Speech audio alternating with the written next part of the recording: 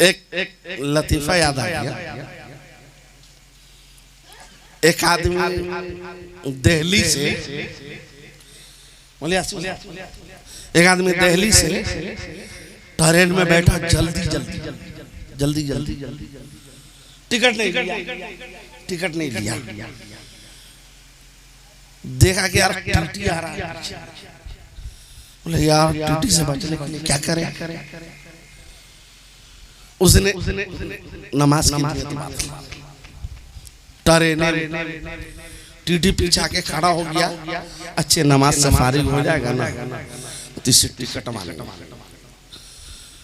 उसने जब सलाम फेरा तो देखा यार ये तो बाजू में खड़ा है, से जल्दी से अल्लाहु अकबर दिल में पढ़ना शुरू कर दिया। 5-10 मिनट की नमाज पढ़ता रहा।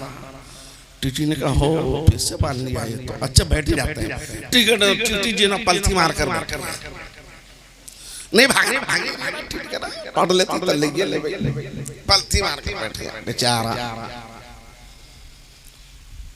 जब सलाम फेरता है 10 मिनट के बाद तो देखता है अरे बाप रे भाई तो पीछे पलथी मार कर बैठा हुआ है, ये तो भागा नहीं है अभी तक। जल्दी से खड़ा हुआ, सलाम फेरने के बाद कहता मैं नियत करता हूँ दिल्ली से लेकर पटना तक 100 रकात की। अल्लाह अकबर, बाप रे बाप 100 रकात नमाज पढ़ेगा ये, वो भी पटना तक पढ़ेगा। और टीटी जान लेकर के भागा। 100 रकात में तो हालत खराब हो गई। तो ऐसे ऐसे भी लोग होते हैं। एक बच्चा, एक आलिम साहब तकरीर करते थे तो अपनी जबान के नीचे एक गोली रख लेते थे। 1 घंटा में वो गोली जो है पिघलती थी। कि 1 घंटा का वक्त दिया जाता, हमको 15-20 मिनट का वक्त दिया गया कि 15-20 मिनट में आप इल्म के बारे में बतलाएं हमारे लोगों को, हमारे गाँव वालों को, हमारे भाइयों को। तो वो 1 घंटा का वक्त उनको मिलता था, वो गोली रख लेते थे। एक दिन जो है गोली रखा तो वो गोली पिघल ही नहीं रही है। 1 घंटा से ऊपर हो गया, यहाँ तक कि लोग सब उठ के भाग गए। एक बच्चा बैठा हुआ था, सब चले गए। तो फिर उसने तकरीर खत्म की। क्या बेटा तुम क्यों बैठे हुए? बोले वो हजरत आप जिस कुर्सी पर बैठे हुए हैं ना वो हमारा है, वो आप उठेंगे तो हम लेकर जाएंगे। ओफो ये बात है। जब सब चला गया निकाल के देखा गोली को, साले पिघल क्यों नहीं रही? निकाल के देखा तो जेब में साला एक बटन रखा हुआ था कॉलर का, वो तो वो रखा गया अंदर। और तेरी कहाँ से पिघलेगा बतलाइए, बटन रखेगा तो पिघलेगा। तो 1 घंटा से 2 घंटा तो तकरीर हो ही जाएगी। तो मैं असल बयान कर रहा था इल्म के बारे में कि इल्म का होना कितना जरूरी है, जिसको कुरान ने कभी साया से ताबीर की, कहीं धूप से ताबीर की, कहीं जिंदे से ताबीर की, कहीं मुर्दे से ताबीर की। और उलमा को हमारे नबी ने वारिस करार दिया। और कुरान एक जगह और कहता है इन्नमा यख्शल्लाह मिन इबादिहिल उलमा, अल्लाह से डरने वाले कौन है? उलमा। एक मर्तबा उलमा अगर गलत करता है तो उसको डर होता है कि जायज नहीं है मेरे लिए, गलत करता है डर होता है, उसे मालूम डरता है। लेकिन भाई जो नावाकिफ लोग होते हैं, जिन्हें मालूम नहीं होता है,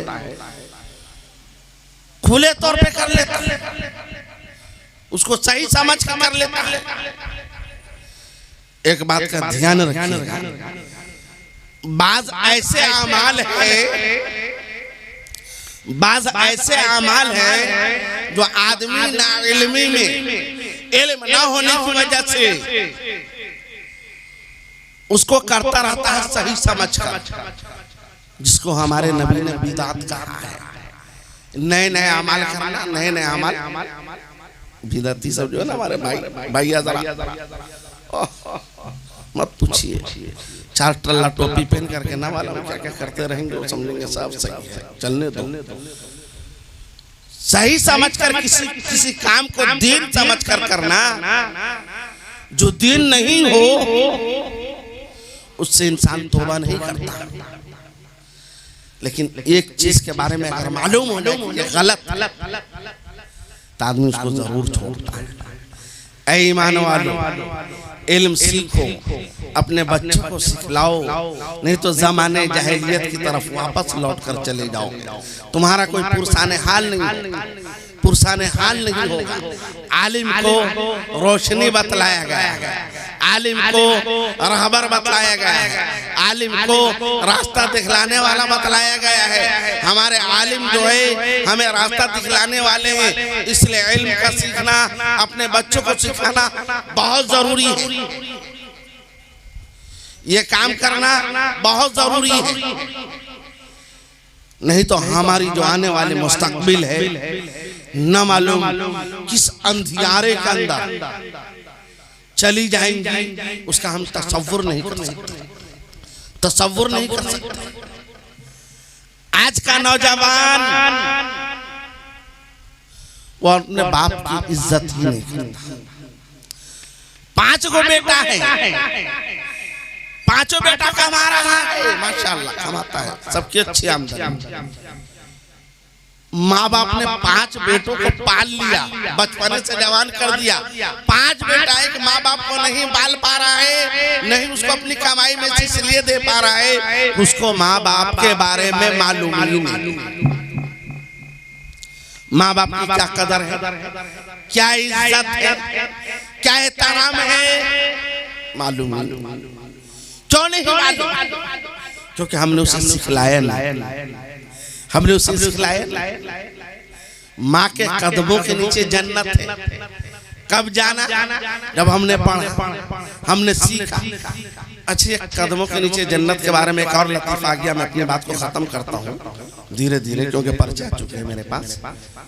एक बच्चा के मौलाना के पास आया, खरा हजरत माँ के कदमों के नीचे जन्नत है, तो सास ससुर के कदमों के नीचे क्या है? वो भी तो माँ बाप है। बोला अच्छे तुम्हारी शादी हो गई? तो शादी तो नहीं। बोला समझ गए, तुम क्या कहना चाह रहे हो, तुम्हारा मकसद हम समझ रहे हैं, तुम क्या चाह रहे हो, क्यों पूछ रहे हो ये सवाल? सास ससुर के कदमों के नीचे क्या है? बोला बे माँ के कदमों के नीचे जन्नत है, अगर खिदमत करो माँ बाप की तो जन्नत में जाओगे। सास ससुर ये है कि सास ससुर के कदमों के नीचे भी बहुत सारी चीज़ है। ना जल्दी बतलाइए ना क्या चीज़ है। अच्छा ठीक है बात। मौलाना ने कहा सास ससुर के कदमों के नीचे है गाड़ी है, अपाची गाड़ी है, वॉशिंग मशीन है, अलमारी है, फ्रिज है, कूलर है, हड़िया है, डोई है, जितना सामान जो तुम देखते हो ना शादी ब्याह में, वो सास ससुर की वजह से आता है।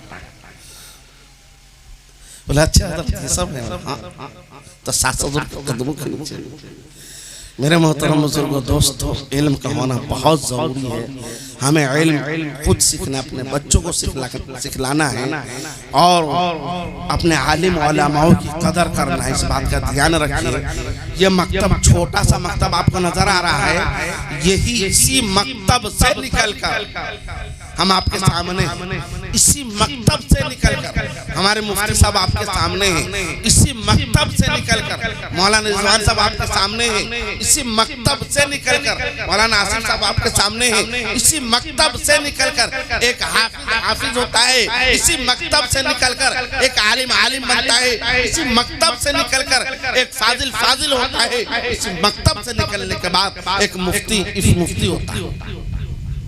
मकतब की पढ़ाई पढ़नी पड़ती, इब्तिदाई तालीम दिलानी पड़ती।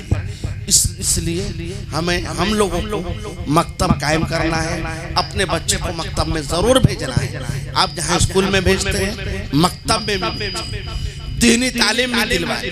दीनी तालीम बहुत जरूरी है। ये वक्त का तकाजा है, ये वक्त का तकाजा है कि दीनी तालीम हमारे जिंदगी के अंदर होना, हमारे बच्चों की जिंदगी के अंदर होना बहुत जरूरी है। इसी से हम रोशनी पाएंगे, नहीं तो फिर अंधेरा।